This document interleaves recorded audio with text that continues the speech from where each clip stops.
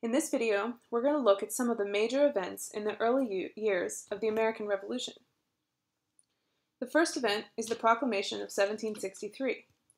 After the French and Indian War, the British government issued the proclamation, which closed off most of its newly won territory to colonial expansion.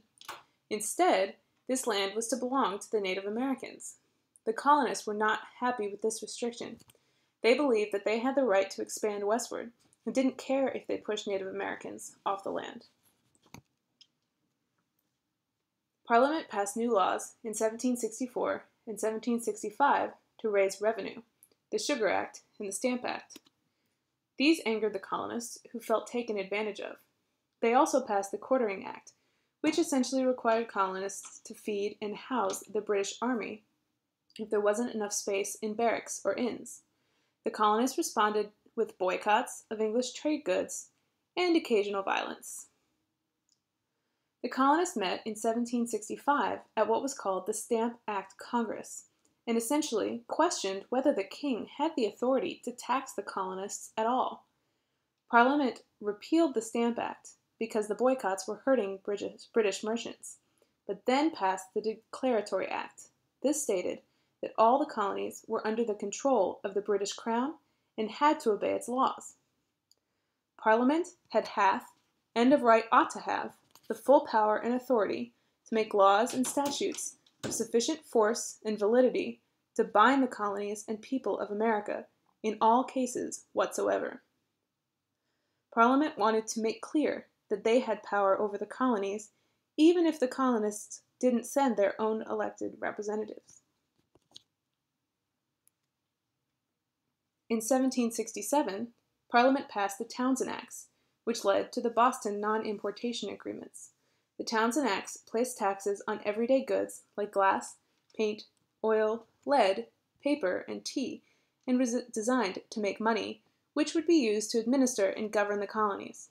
The colonists responded with nonviolent non-cooperation, as merchants in many colonies outside of Massachusetts agreed not to buy any British goods to show support for Boston. Violence exploded in 1770 with the Boston Massacre. British troops were stationed in Boston to keep the peace and assert the authority of the English king.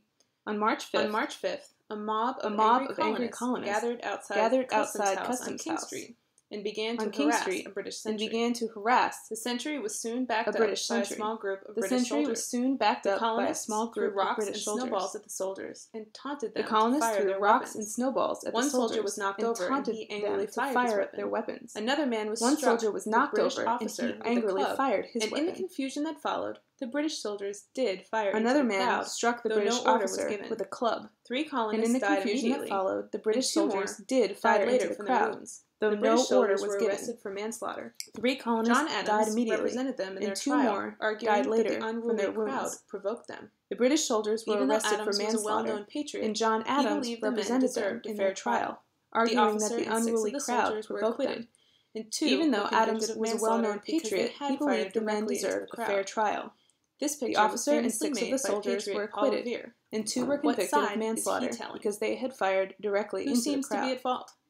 This picture, famously painted by patriot Paul Revere.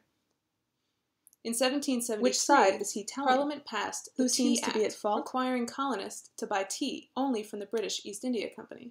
In 1773, Liberty responded with the Boston Tea Party, throwing the entire supply of tea into the Boston harbor.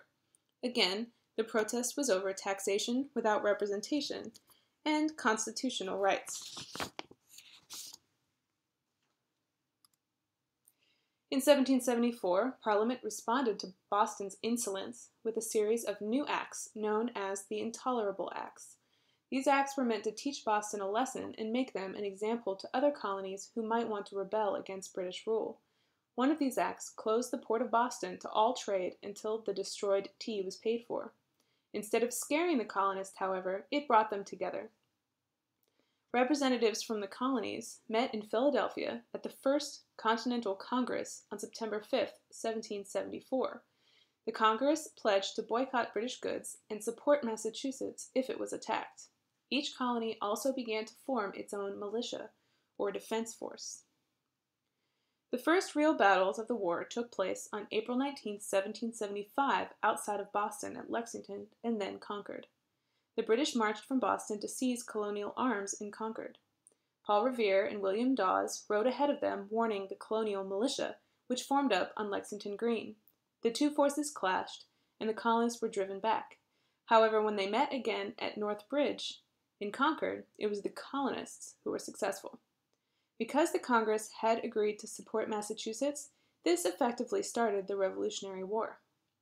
The colonists sent representatives to the Second Continental Congress in May 1775. The Congress appointed George Washington commander-in-chief of the Continental Army.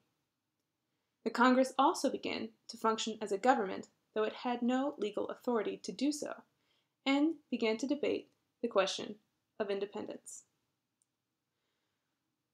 June 16, 1775 was a major turning point with the Battle of Bunker Hill, which really took place on Breed's Hill outside of Boston. The British General Howe decided to storm the hill in an attempt to overpower the Americans.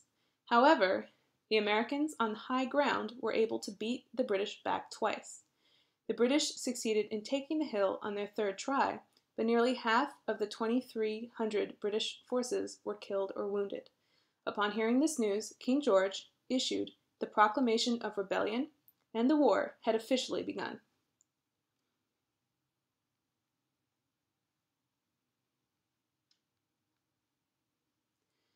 On June 7, 1776, Richard Henry Lee of Virginia put forward a resolution in Congress calling for a declaration of independence from the Crown. Congress approved the resolution on July 2nd and began writing the document. The official explanation, the United States Declaration of Independence, was approved on July 4, 1776.